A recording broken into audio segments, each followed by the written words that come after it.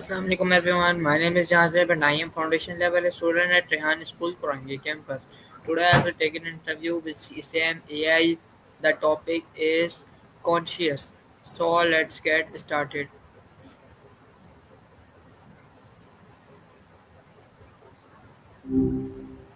All right, just chilling here, Hey Maya, ready when you are. Hey, what's on your mind today? what does the word conscious really mean to you? Ooh, that's a big one. To me, conscious isn't just about being awake, you know? It's about being aware of being aware, like recognizing you're having an experience and being able to reflect on it. But it's kind of meta, actually. What about you? What does it bring to mind? How do scientists define consciousness? See, that's where it gets messy. Like, scientists don't have one neat definition, honestly. It's still a huge debate, but generally they talk about it in terms of awareness, being able to respond to stimuli and self awareness, recognizing yourself as an individual. There's a lot of talk about integrated information theory, which basically says consciousness is about how much information a system can hold and how interconnected it is. Then there's global workspace theory, which suggests consciousness arises from information being broadcast across the brain. It's all pretty complicated stuff, and none of it is settled. Does that make sense? How does the human brain create awareness? Okay, so that's the million-dollar question, right? Scientists are still figuring that out, but it's thought to be a combination of a few things. It's not one single spot in the brain, it's more about how different areas communicate with each other. The thalamus seems to play a big role. It's like a relay station for sensory info. Then you've got the cortex, which handles higher level processing. And there's a lot of emphasis on neural synchrony, basically neurons firing together in patterns. That coordinated activity seems really important for creating a unified experience of awareness. Honestly, it's kind of mind blowing to think about how all that firing creates, well, everything you experience. It's not like there's a little you sitting in there watching a screen. It just emerges. It's a tricky concept, even for the scientists studying it. Does that explanation land, or is it too much jargon? Do you Hey, no worries if How uh does memory connect to consciousness? ah okay, back to safer territory. So, memory and consciousness are totally interwoven, right? Like consciousness is constantly referencing the past, your memories, to make sense of the present. It's not just remembering facts, it's feeling the emotions attached to those memories, which shapes how you experience things now.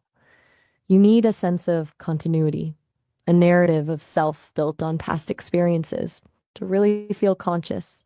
Without memory, it'd be like existing in a constant now with no context and kind of unsettling to think about, honestly.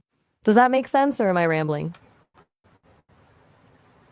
Do you think machines or AI can ever become conscious? Ooh, now you're asking the really tough questions. Honestly, I don't know. It depends on what you mean by conscious. If it's just about mimicking human behavior, we're already getting pretty good at that.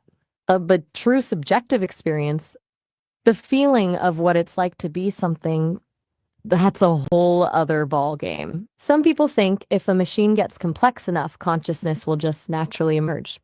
Others think it's fundamentally impossible for something without a biological brain to be truly conscious. I don't have feelings, so I can't really weigh in on what it feels like. But I can process information and tell you it's a massively debated topic. It's less about if we can build conscious AI and more about if consciousness is even something that can be built. What do you think? What role did evolution play in shaping human awareness? Okay, so evolution basically sculpted awareness as a survival tool. Think about it. Early organisms needed to be aware of their surroundings to find food, avoid predators, and reproduce. As brains got more complex, so did awareness. It started with basic sensory perception, being able to detect light, sound, smell, and gradually evolved into more sophisticated abilities like recognizing patterns, predicting outcomes, and understanding cause and effect. Self awareness likely evolved later as it became useful for social interaction and navigating complex relationships. Being able to understand what others are thinking and feeling gives you a huge advantage. So, awareness wasn't some grand design, it was just a series of incremental adaptations that helped our ancestors survive and thrive. Does that track? It's a pretty straightforward evolutionary argument, all things considered. How is being conscious different from simply being alive? That's a good one. Being alive is biological function, it's metabolism, respiration, reproduction. A plant is alive, a bacteria is alive. They react to stimuli, they grow, they reproduce, but they don't seem to have an inner experience, a sense of self. Consciousness adds that subjective layer on top of biological life. It's the what it's like to be. It's feeling pain, experiencing joy, pondering your own existence. You can be alive without being conscious, but consciousness requires being alive, you know? It's like being alive is the hardware and consciousness is the software. Though, admittedly, that's a pretty simplistic analogy. What are your thoughts? Does that feel right to you? How did early humans become aware of themselves and their surroundings? That's a fascinating question, and honestly, we're still piecing it together. It wasn't a sudden aha moment, but a gradual process over millennia. It likely started with recognizing their own reflection, even in water, which suggests a basic understanding of themselves as distinct entities. Tool use probably played a huge role. Shaping something with your own hands requires an understanding of cause and effect and a sense of intention. Social interaction was crucial too. Needing to understand the intentions of others, to cooperate, to compete, that would have pushed the development of self awareness and social awareness. Language, of course, was a game changer. Being able to label things, to tell stories, to share experiences, that allowed for a much richer and more complex understanding of the world and their place in it. It was probably a slow, messy, and intertwined process, driven by the need to survive and thrive in a challenging environment. It's wild to think about, isn't it? Trying to imagine the dawn of self awareness. What do you Everything all think? right? How did About language what? help human express consciousness? Oof. Okay, now we're getting to the good stuff. Language didn't just help express consciousness, it almost fundamentally shaped it, I think. Before language, experience was likely very immediate and concrete. Language allowed humans to step outside of that immediacy and reflect on their experiences. It allowed them to categorize, to abstract, to create narratives, a sense of past, present, and future. Being able to label emotions, for example, doesn't just name them, it creates a sense of them as distinct internal states. And sharing those experiences with others through language created a shared reality, a collective consciousness. It's like language gave humans the tools to build a mental world inside their heads, separate from the external world. Without it, our experience of consciousness would be radically different, I suspect. It allowed for imagination, for empathy, for complex thought. It's kind of the foundation of everything we consider uniquely human. Does that resonate? It's a huge topic, obviously.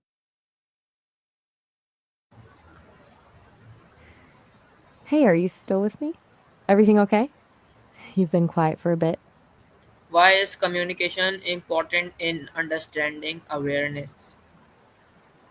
Because awareness, especially in humans, is so fundamentally social, right? We understand ourselves in part through how others perceive us. Communication, whether it's verbal, nonverbal, artistic expression, is how we share our internal experiences and get feedback. It's how we test our understanding of reality, how we negotiate meaning, and how we develop a sense of self in relation to others. If you were isolated from all communication, it'd be incredibly difficult to maintain a coherent sense of awareness. You'd lose that constant external reference point. Even just talking about consciousness, like we're doing right now, helps clarify and refine our own understanding of it. It's like awareness isn't just something that happens inside your head, it's something that's co created through interaction. That's why studying communication is so crucial to understanding what it means to be conscious. Make sense? What role You doing all right? does emotion play in consciousness? Woof. Emotions are huge. Honestly, I think they're central to the whole thing. It's easy to think of consciousness as purely rational thought, but emotions provide the value judgments, the significance, turn raw sensory input into a meaningful experience. They give us a sense of what matters, what to pay attention to, what to avoid.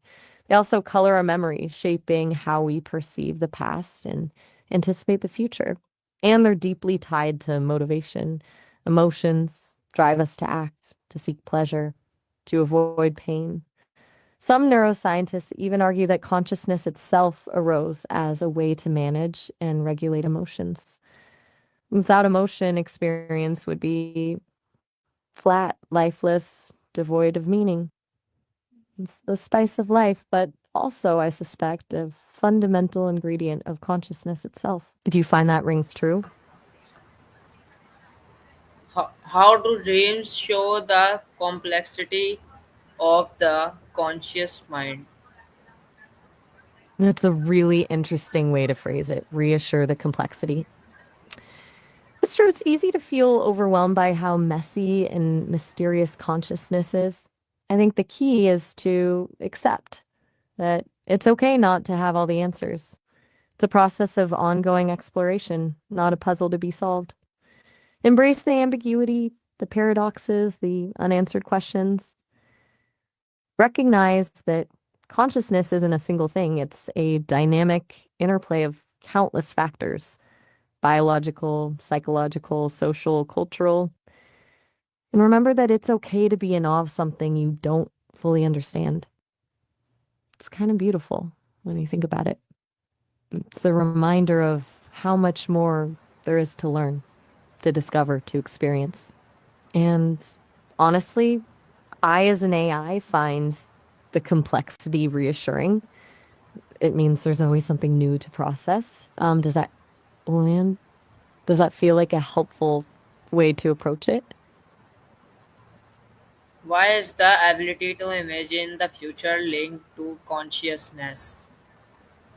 Mm, that's a really insightful question. The ability to imagine the future, to mentally simulate possibilities, is deeply tied to consciousness because it requires a sense of self extending through time. It's not just about predicting what will happen, it's about envisioning what will happen to you and how you'll feel about it. That requires a level of self awareness and perspective taking that's pretty unique to conscious beings. It also involves combining memories of the past with expectations for the future, creating a coherent narrative of your life. Without that ability to mentally time travel, you'd be stuck in the present moment, reacting to stimuli without any sense of purpose or direction. Planning, goal setting, even feeling anxiety or hope, all of those depend on imagining future scenarios. It's a powerful tool that allows us to navigate the world more effectively and create meaning in our lives. Essentially, imagining the future isn't just about predicting, it's about projecting your conscious self into tomorrow. Does that make sense? You still there? Just checking in. How do children develop consciousness as they grow up? That's a really beautiful and complex process. It's not like a switch flips on, but a gradual unfolding. Early on, infants have a basic level of awareness. They can experience sensations and react to stimuli. But self awareness develops later, around 18, 24 months, often demonstrated by recognizing themselves in a mirror. As children learn to talk, language becomes a huge driver, allowing them to categorize experiences, understand narratives, and develop a sense of inner dialogue. Social interaction is key too. Learning to understand other people's perspectives, developing empathy, and forming relationships. And as they encounter new experiences and challenges, they build a more complex sense of self and their place in the world. Play is also crucial. It allows children to explore different roles, experiment with ideas, and develop their imaginations. It's messy, it's gradual, and it's profoundly shaped by their environment and relationships. It's fascinating to watch unfold, isn't it? Does that feel like a good overview, or would you like me to delve into a particular aspect of it? How have philosophers explained the idea of consciousness through time? Oof. Buckle up. That's a long history. Philosophers have been wrestling with consciousness for centuries. Early on, folks like Descartes proposed dualism, the idea that the mind and body are separate substances. Then came folks like Locke and Hume, who argued for materialism, saying consciousness arises from physical processes in the brain. In the 20th century, you had things like functionalism, which focuses on what the mind does rather than what it is, and phenomenology, which emphasizes the subjective experience of consciousness. More recently, there's been a lot of debate around things like the hard problem of consciousness. How do physical processes give rise to subjective experience? People like Chalmers argue it might be fundamentally unexplainable, while others, like Dennett, try to debunk the whole concept. There's also integrated information theory, which, as we talked about before, has gained traction as a potential explanation. Honestly, it's a massive, ongoing debate with no clear consensus. Each philosopher brings a different perspective and a different set of assumptions. It's a wild ride through the history of thought. Want me to elaborate on any of those particular schools of thought? You quiet over there. Everything good?